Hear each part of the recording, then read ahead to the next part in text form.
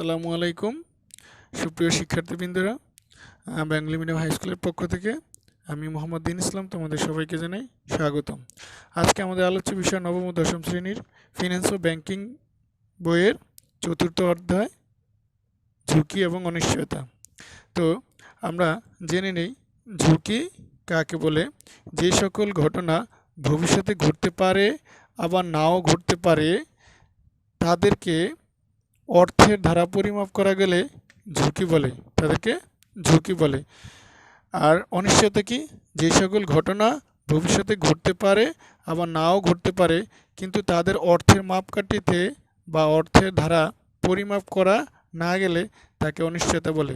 অর্থাৎ যে সকল ঘটনা ভবিষ্যতে প্রতিষ্ঠানে ঘটতে পারে আবার নাও ঘটতে পারে তাদেরকে আমরা যদি অর্থের ধারা পরিমাপ করতে পারি যে একটা ঘটনা যদি ঘটে তাহলে সেটা কি পরিমাণে ঘটতে পারে, আবার ওই ঘটনাটা যদি না ঘটে তাহলে কি পরিমাণে না ঘটতে পারে।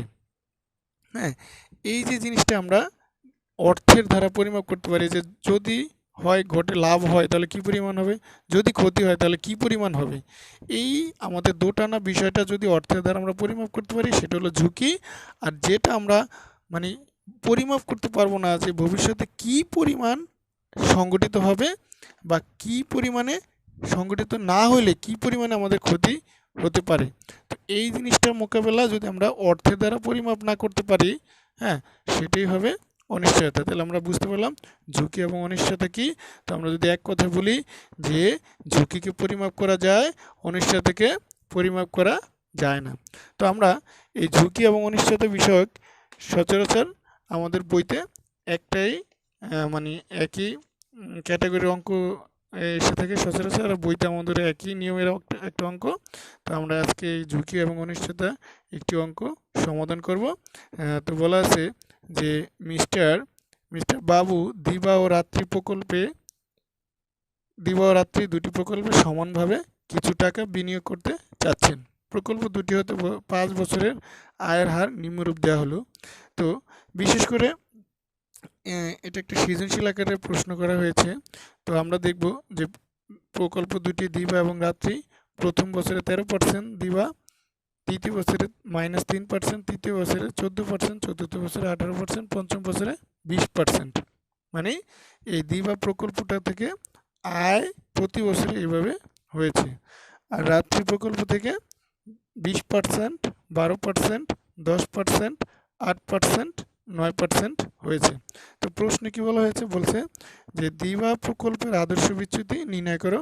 কত বলছে? রাত্রি প্রকল্পের আদর্শ বিচ্যুতি নির্ণয় পূর্বক বিশ্লেষণ করো মিস্টার বাবু কোন প্রকল্পটি ভবিষ্যতে বন্ধ করে দিবেন। তো তোমাদের সুবিধার্থে আমি এই প্রশ্নটা আগেই সমাধান করে রেখেছিলাম, কারণ আমাদের প্রশ্নে ছক আঁকতে হয়, তারপরে এতগুলো লেখাটা আমাদের এখানে পসিবল না, তাই আমি আগেই করে রেখেছি। এখন আমরা দেখব যে আমাদের এই প্রশ্নতে আমরা কীভাবে অঙ্কটা সমাধান করতে পারি। তো শিক্ষার্থী বন্ধুরা, আমরা অঙ্কটা যদি সমাধান করি সেটা আমরা কিভাবে করব। আমাদের ক নম্বরে যদি আমরা দেখি যে ক নম্বরে দেওয়া আছে কি মিস্টার দিবা প্রকল্পের আদর্শ বিচ্যুতি নির্ণয় করো। তো আমরা আদর্শ বিচ্যুতি নির্ণয় করার সবসময় একটাই ছক, সেটা হলো প্রথমে আমাদের যে আয়ের হারগুলো দেওয়া আছে, এই যে আয়ের হারগুলো দেওয়া আছে, এই আয়ের হারগুলো আমরা প্রথমে বছর আয় হার, তারপর আয় মাইনাস গড় হারের ব্যবধানের বর্গ। এটা আমরা ক্লাসে অনেকবার করিয়েছি, তোমরা যারা মনে করে রাখতে পেরেছো তারপরে আবার মনে করে দেই যে আদর্শ বিচ্যুতির টেবিলটা সেটা হলো 4টা কলাম হবে বছর, আয় হার মাইনাস গড় হারের ব্যবধান আর ব্যবধানের বর্গ। তো বছর আমাদের যে বছরটা দেওয়া আছে 1 2 3 4 5, 1 2 3 4 5, আর আয় হার যে প্রকল্পে চাইবে সেই প্রকল্পের আয়গুলো আমরা আয়ের হারগুলো লিখে দেব। তো আমরা ইচ্ছা এখানে পার্সেন্টেজ আনতে পারি আবার নাও আনতে পারি। তো এই যে দিবা প্রকল্পে 13 -3 14 18 20, সরি এখানে 3 না, এটা 5 দেই, 5 নিলে আমাদের জন্য সবচেয়ে সুবিধা হবে। তো 13 মাইনাস 5 14 8 20। তো আমরা এখন এটাকে যোগ করব, ক্যালকুলেটরে আমরা যোগ করব। যোগ করে এই -5 বাদ দেওয়ার পরে আমরা যদি দেখি তাহলে এখানে 60 হয়। আর দেখো এই যে n সমান সমান 1 2 3 4 5 বছর, তাই n সমান সমান আমরা নম্বর অফ ইয়ার 5 ধরে নিলাম। তো দেখো এটাকে যদি আমরা গড় করি, এই 60কে 5 দ্বারা ভাগ করলে 12। এইটা কি বলা হয়, এই যে গড় হারের ব্যবধান। মানে গড় হার। তো আমরা আবার পুনরায় এই আয়ের হারগুলা এখানে লিখে নিলাম। লিখে নেওয়ার পরে এই যে গড় হারটা পেয়েছি, এই যে গড় হারটা, এই গড় হারটা সবগুলো থেকে বিয়োগ করে দিলাম। তো এই যে 13 থেকে বিয়োগ করলে 1, -5 থেকে -12 গেলে -17, 14 থেকে -12 গেলে 2, 18 থেকে -12 গেলে 6, 20 থেকে -12 গেলে 8। অর্থাৎ আমরা যে এই যে জিনিস এই আয়ের হারটাকে যোগ করে এই নম্বর অফ ইয়ার n দিয়ে ভাগ করব, ভাগ করলে যেটা পাবো সেটি হলো গড় আয়ের হার। এই গড় আয়ের হারকে আয়ের হার থেকে বিয়োগ করব, বিয়োগ করলে যেটা থাকে সেটাকে বলে ব্যবধান। মানে বিয়োগফলের যেটা বিয়োগফল আসবে সেটাকে বলে ব্যবধান। তো আমাদের চতুর্থ কলামটিতে আসবে ব্যবধানের বর্গ। মানে এই যে আয়ের হার থেকে গড় আয়ের হার বিয়োগ করে যেটা পাবো সেইটার বর্গ করে দেব। তো আমরা সচরাচর এই যে 1-এর উপর বর্গ করলে 1, তারপর -17-এর উপর বর্গ করলে 289। এই যে এখানে মাইনাস আছে, এখানে কিন্তু মাইনাস আসে নাই। তোমরা সবাই ক্যালকুলেটরে দেখবা, ব্র্যাকেট দিয়ে বর্গ করবা, মাইনাস ব্র্যাকেট দিয়ে বর্গ করার পরে দেখবা যে রেজাল্ট প্লাস আসছে, মাইনাসে নাই। তো এই জন্য আমরা মাইনাসের উপরে মানে হোল স্কোয়ার দিয়ে বর্গ করলে সেটা আমরা প্লাস মান পাই। তো এই জন্য এখানে মান মাইনাস দেওয়া হয় নাই। তো তারপরে দেখো 2-এর উপর বর্গ করলে 4, 6-এর উপর বর্গ করলে 36, 8-এর উপর বর্গ করলে 64। তো আমরা এখন এটা সামেশন যোগফল বের করব। যোগফল বের আমাদের এখানে একটু কাজ করতে হবে একটা সূত্রের মতো, যে এই যোগফলটাকে n-1, মানে এটা একটা সূত্র, n-1 দিয়ে ভাগ করে দেব। তো এটা যোগ করার পরে 394, সেই n ছিল আমাদের 5, 5 থেকে 1 বিয়োগ করলে 4, তো 4 দিয়ে ভাগ করলে 98.5। তো আমাদের ছিল এই টেবিলটুকের কাজ। প্রথমে ধরতে হবে আমাদের বছর, তারপরে ধরতে হবে আয়ের হার, তারপরে আয়ের হার মাইনাস গড় হারের ব্যবধান, তারপর ব্যবধানের বর্গ। তো ব্যবধানের বর্গটাকে আমরা n-1 দিয়ে ভাগ করে দেব। n ছিল 5, সেখান থেকে 1 গেলে থাকে 4, 4কে 4 দ্বারা ভাগ করলে 98.5। তো এখন আমাদের যে কাজটুকু করতে হবে সেটা হলো, আমরা জানি আদর্শ বিচ্যুতি, মানে যেহেতু আমাদের আদর্শ বিচ্যুতি নির্ণয় করতে চেয়েছে, তো আমরা জানি আদর্শ বিচ্যুতি, এই আদর্শ বিচ্যুতির সিম্বল হলো স্ট্যান্ডার্ড ডেভিয়েশন মানে সিগমা। এই সিগমাটাকে আমরা প্রকাশ করি এইভাবে। তো এখন দেখো এই সিগমার মান হলো √, মানে সিগমা সমান সমান √। আমরা যে আদর্শ বিচ্যুতিটা এই যে বের করেছি এখানে যে মানটা, সেই সামেশনের মানটা আমরা লিখে নিলাম 98.5। অর্থাৎ √98.5 আমরা যদি করি তাহলে মান আসে 9.92%। এই 9 দিয়ে পরে আরও অনেকগুলো সংখ্যা আসবে, তো আমরা সেগুলো নিব না, না নিয়ে শুধু 2 ঘর নিলাম দশমিকের পরে, এই জন্য প্রায় দিয়ে দিলাম। আবারও বলি, এইটাকে √, করলে এই 9-2-এর পরে অনেকগুলো সংখ্যা আসবে, সেগুলো আমাদের নেওয়ার দরকার নেই। আমরা 2 ঘর নিলে আনাবো, এই জন্য আমরা এখানে প্রায় দিয়ে দিলাম। অর্থাৎ দিবা প্রকল্পের আদর্শ বিচ্যুতি 9.92% প্রায়। তো বন্ধুগণ, আমরা 2 নম্বর কোশ্চেন মানে খতে যদি চলে যাই, তাহলে খতে বলা আছে কি, যে রাত্রি প্রকল্পের আদর্শ বিচ্যুতি নির্ণয়পূর্বক বিশ্লেষণ করো মিস্টার বাবু কোন প্রকল্পটি ভবিষ্যতে বন্ধ করে দিবেন। কোন প্রকল্পটি ভবিষ্যতে বন্ধ করে দিবেন। তো এখন আমরা দেখো আদর্শ বিচ্যুতি যেহেতু নির্ণয় করতে বলছে, যদি এখানে আদর্শ বিচ্যুতি নির্ণয় নাও করতো, হ্যাঁ, যদি শুধু বলতো যে গাণিতিকভাবে বিশ্লেষণ করো কোন প্রকল্পটি বন্ধ করে দেওয়া উচিত, তাহলে কিন্তু আমাদের এই রাত্রি প্রকল্প আমাদের আদর্শ বিচ্যুতি বের করে নেওয়া লাগতো। তো আমরা এখন এই রাত্রি প্রকল্পের আদর্শ বিচ্যুতি নির্ণয় করব।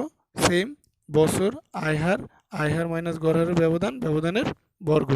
তো দেখো আমরা এটাকে আয় করলে 60, 60কে 5 দিয়ে ভাগ করলে সেম 12, এই 12 সবগুলো থেকে মাইনাস করে দিয়েছি, মানে এই 20টা পুনরায় এটা লিখে এখান থেকে মাইনাস করে দিয়ে যেটা আসছে সেটা হলো এখানে আসছে 22।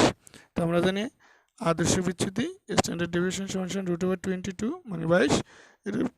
এটার উপরে আমরা যদি √, করি তাহলে আসে 4.69%। এখন আমাদের এখানে আসছে যে 9.92%, আর এই প্রকল্পে আসে 4.69%। তাহলে স্যার প্রশ্ন আসে না যে এখন আমরা কোনটা বন্ধ করে দেব? তো এই আদর্শ বিচ্যুতির মান নির্ণয় করার সময় আমরা সব সময় মনে করব যে আদর্শ বিচ্যুতির মান যত কম হবে সেই প্রকল্পটা তত গ্রহণযোগ্য। আদর্শ বিচ্যুতির মান যত কম হবে সেই প্রকল্পের ঝুঁকি তত কম। তাহলে আমরা কিভাবে ঝুঁকি নির্ণয় করব? যে প্রকল্পের আদর্শ বিচ্যুতির মান কম সেই প্রকল্পের ঝুঁকি সবচেয়ে কম। তো এখানে আমাদের দুইটা প্রকল্প দেওয়া আছে বিধায় আমরা এই দুইটা প্রকল্পকে তুলনা করব কিভাবে? যেটার মান কম সেইটা গ্রহণযোগ্য, যেটার মান বেশি সেটা বরণযোগ্য। আর যদি একটি প্রকল্প থাকে তাহলে তার কোনো তুলনাই হবে না, যেই মান আসবে সেটাই বসবে। তো দেখো আমরা এখানে এক যুক্তিটা দিতে পারি কিভাবে, মানে বিশ্লেষণ করতে পারি কিভাবে, যে অতএব মিস্টার বাবুর দিবা প্রকল্পটি বন্ধ করে দেওয়া উচিত, কারণ রাত্রি প্রকল্প থেকে দিবা প্রকল্পের আদর্শ বিচ্যুতি বেশি, আর যে প্রকল্পের আদর্শ বিচ্যুতি বেশি তা বর্জনযোগ্য, তাই তার দিবা প্রকল্পটি বন্ধ করে দেওয়া উচিত। আমরা এভাবে যুক্তিটা দিলে আমাদের সবচেয়ে বেটার হবে। আর এবং কি আমাদের বলছে যে কোন প্রকল্পটি বন্ধ করে দেওয়া উচিত। যদি আমাদের বলা হতো যে কোন প্রকল্পটি রাখা উচিত, তাহলে আমরা বলতাম এখানে যে যেটার মান কম সেটা রাখা উচিত। তাহলে রাত্রি প্রকল্প রাখা উচিত, দিবা প্রকল্প বন্ধ করে দেওয়া উচিত। ওকে শিক্ষার্থী বন্ধুরা, আশা করি তোমরা সবাই বুঝতে পেরেছো। তো আমি আবারও বলি যে ঝুঁকি এবং অনিশ্চয়তা কাকে বলে? ঝুঁকি হলো যে সকল ঘটনা ভবিষ্যতে ঘটতে পারে, আবার নাও ঘটতে পারে, কিন্তু তাদেরকে অর্থের ধারা পরিমাপ করা গেলে সেটা হবে ঝুঁকি। আর যে সকল ঘটনা ঘটতে পারে আবার নাও ঘটতে পারে, কিন্তু কি পরিমাণে ঘটবে সেটা আমরা কেউ নির্ণয় করতে পারবো না, মানে অর্থের দ্বারা সেটা নির্ণয় করা যাবে না, সেটাই হবে অনিশ্চয়তা। ঠিক আছে? তো যেমন ধরো যদি আমি বলি যে আমি আজকে স্কুলে যাব, এখন স্কুলে যাওয়ার পরে আমি বাসায় ফিরে আসবো কি না, হ্যাঁ, এইটা হলো আমার অনিশ্চয়তা। যে আসার পথে আমি কোনো দুর্ঘটনায় আক্রান্ত হব কি না, কোনো ধরনের অপহরণে আক্রান্ত হব কি না, বা কোনো ধরনের প্রাকৃতিক দুর্যোগে আটকা পড়বো কি না।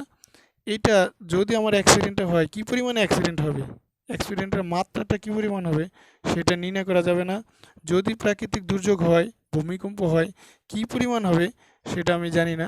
কিন্তু আমি যদি বলি যে আমি আজকে একটি ব্যবসা দিব, সেই ব্যবসাটা আমি যদি এত টাকা বিনিয়োগ করি, 5 বছর পরে গিয়ে মানে 1 বছর পরে গিয়ে আমার ওই ব্যবসাটা থেকে আমি হয় যদি ঠিকঠাক মতো মানে ব্যবসাটা চলে তাহলে আমার 20,000 টাকা লাভ হবে, আর যদি ঠিকঠাক মতো না চলে তাহলে আমার প্রতিষ্ঠানে হয়তোবা 15,000 টাকা লস হবে।